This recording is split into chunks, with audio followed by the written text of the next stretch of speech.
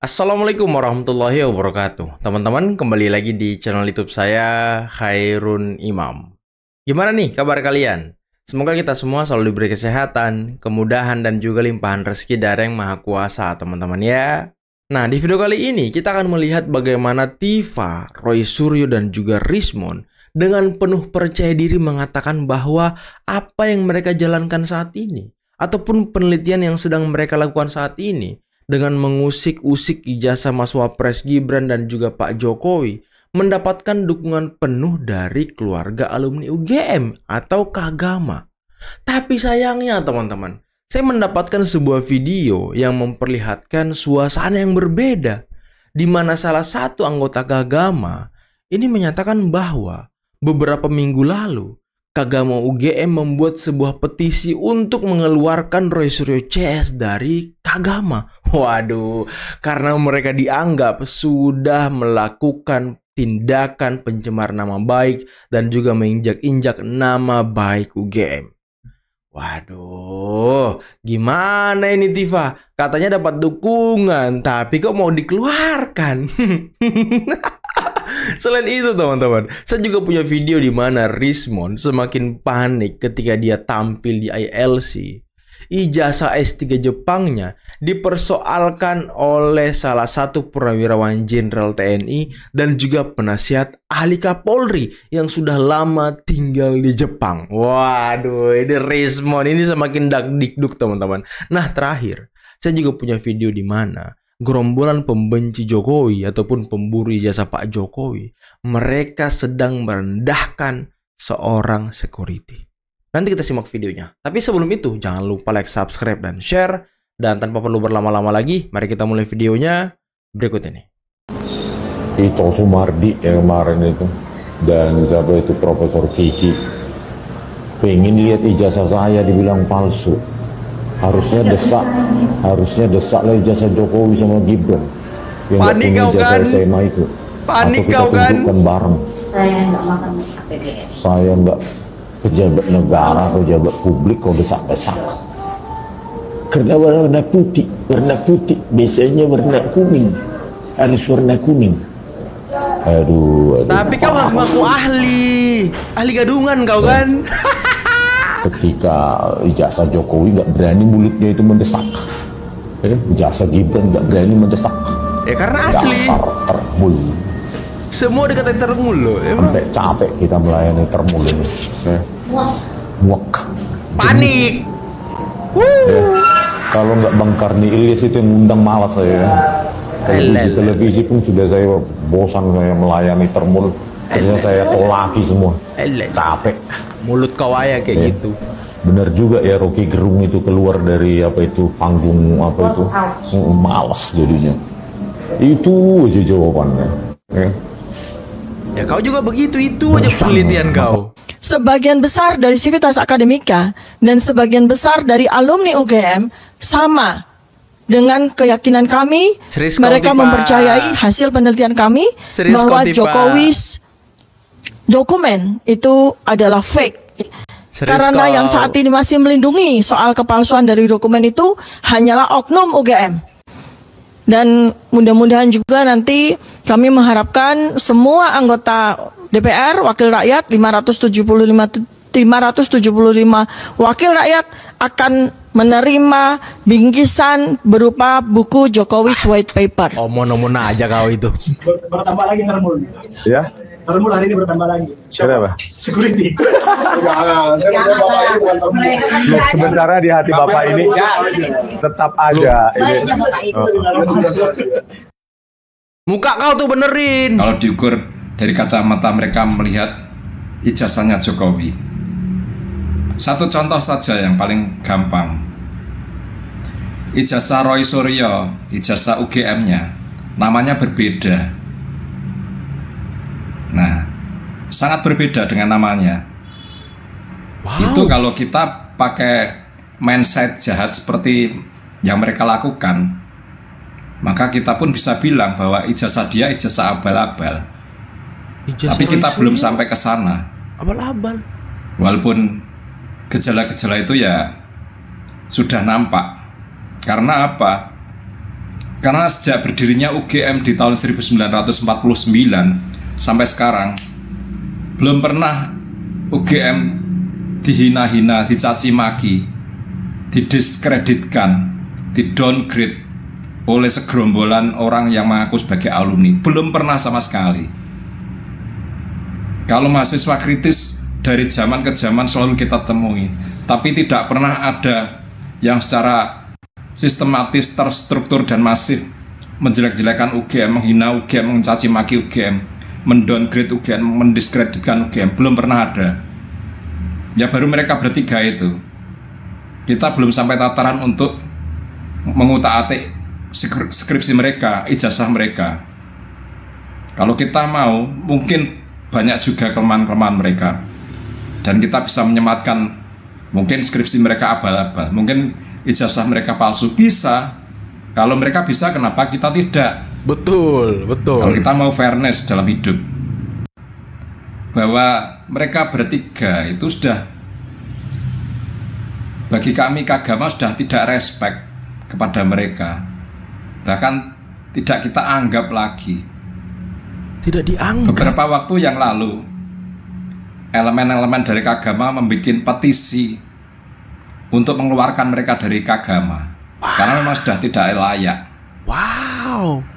Karena sejak UGM berdiri sampai sekarang, ya baru pertama kali ini UGM mengalami downgrade, mengalami pendiskreditan, mengalami hinaan, mengalami penghancuran nama baik, kehormatan dan marwahnya secara terstruktur, sistematis dan masif. Ya.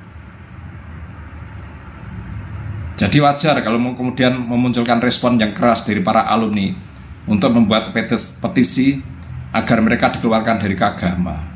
Keluarkan aja sih Pak, keluarkan aja orang-orang itu, gak jelas.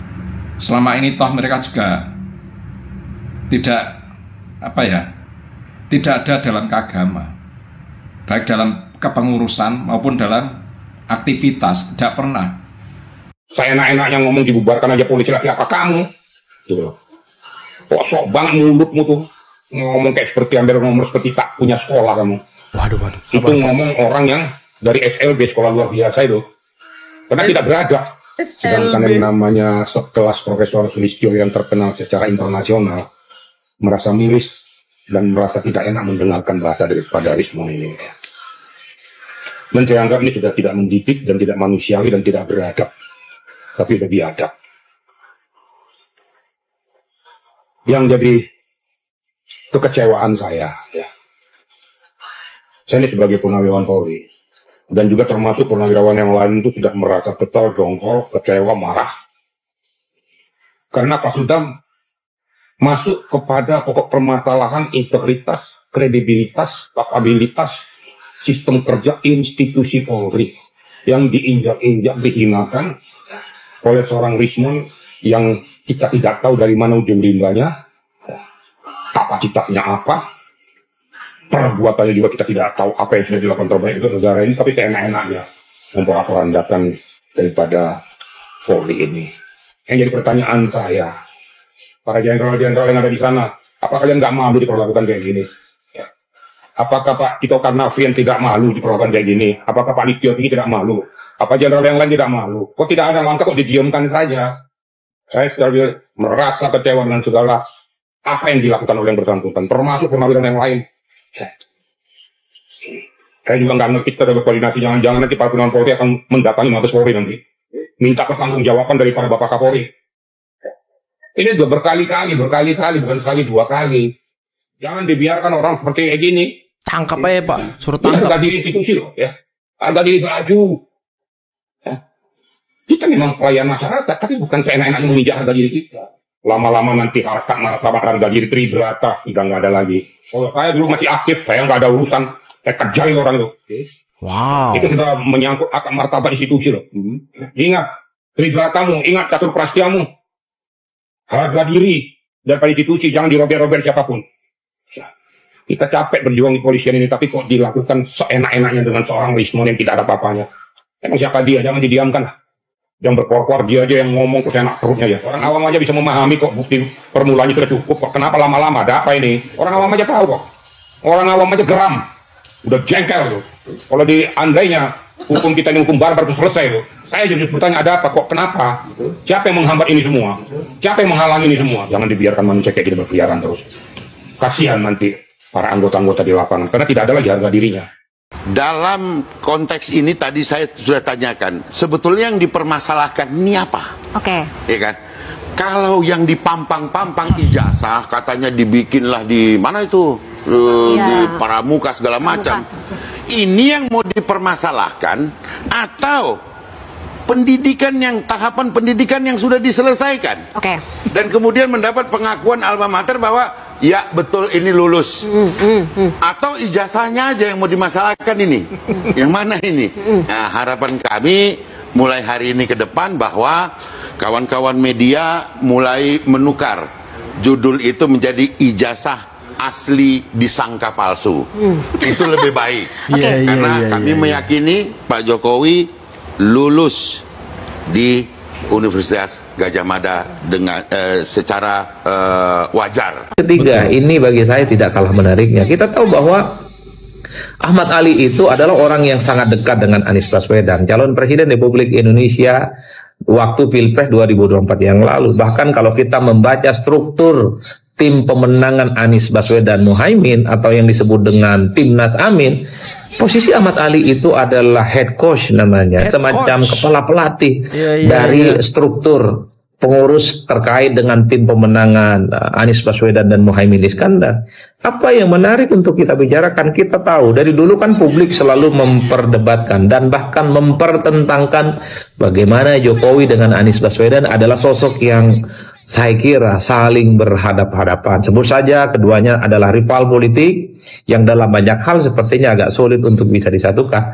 Pertanyaannya adalah, ini Ahmad Ali, orang yang bahkan dikenal sebagai orang yang pertama kalinya memproyeksikan Anies untuk diusung.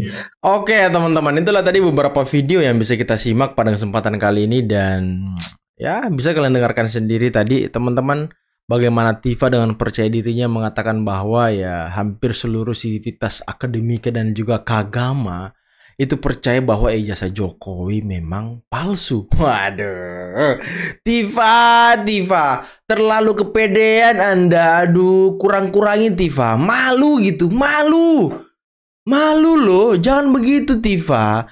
Klaim-klaim seperti itu tuh nggak bagus. Anda itu, aduh, gimana ya? Kagama udah hampir dikeluarkan. UGM sudah sepertinya ya sudah kesel juga sama Anda ini ya kan? Nggak jelas pula Anda ini.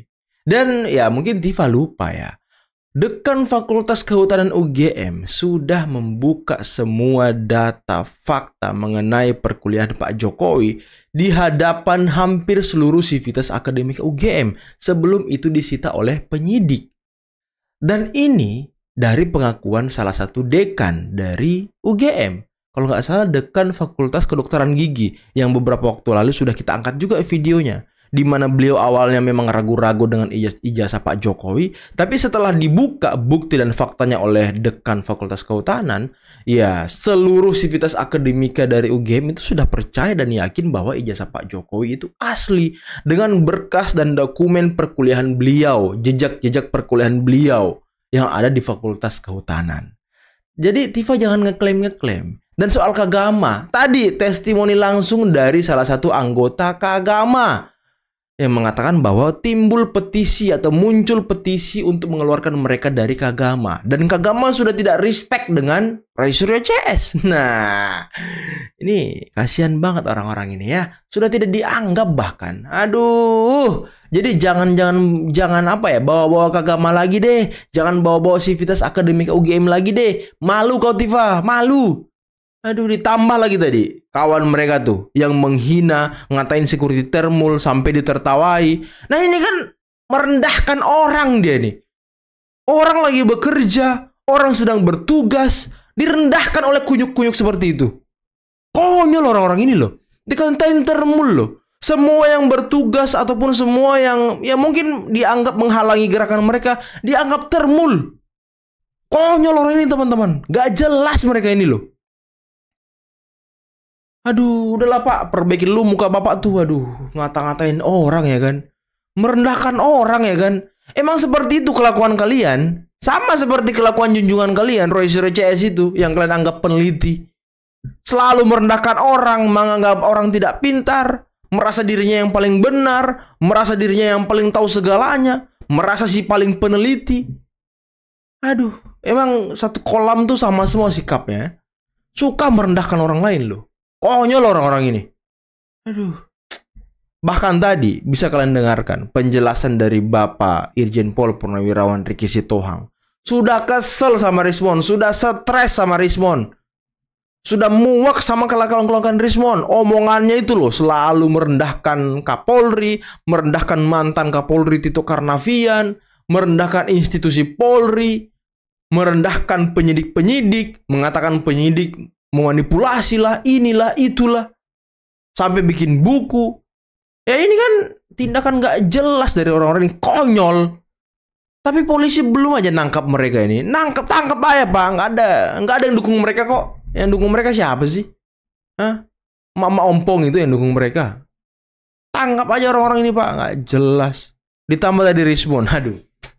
Rupanya kawan ini panik coy. Panik. Ijazahnya dipertanyakan oleh Prof. Sulistyo yang sudah lama tinggal di Jepang, bahkan anaknya juga menempuh pendidikan di Jepang. Dia panik dipertanyakan ijazahnya.